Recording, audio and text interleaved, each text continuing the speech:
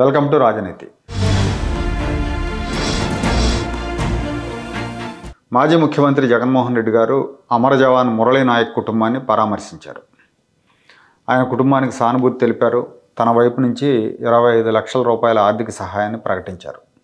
అంతవరకు బాగానే ఉంది, అది చాలా మంచి విషయమే.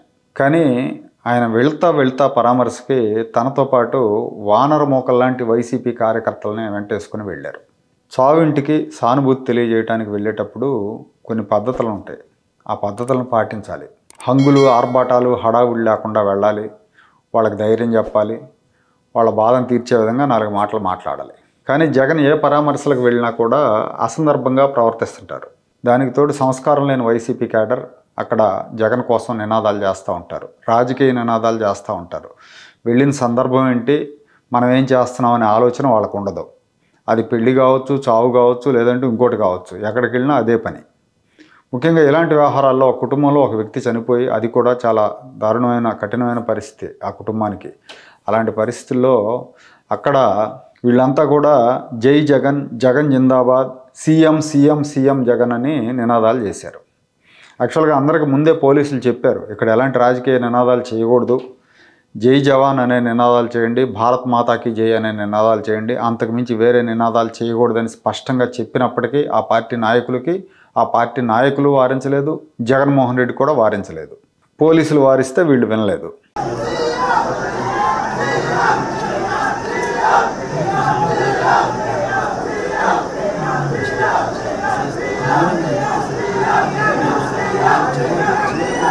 అంతకుముందు డిప్యూటీ సీఎం పవన్ కళ్యాణ్ గారు, అలాగే రాష్ట్ర మంత్రి నారా లోకేష్ గారు వెళ్ళారు అక్కడికి ఆ కుటుంబాన్ని పరామర్శించడానికి.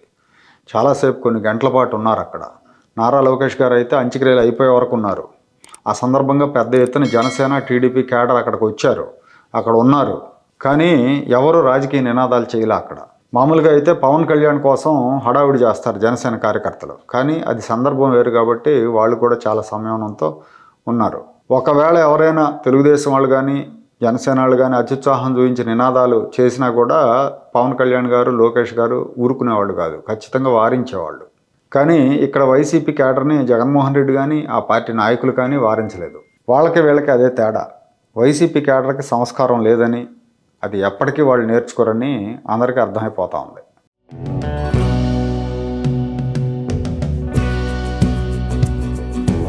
Like, share and subscribe to Rajaniti channel.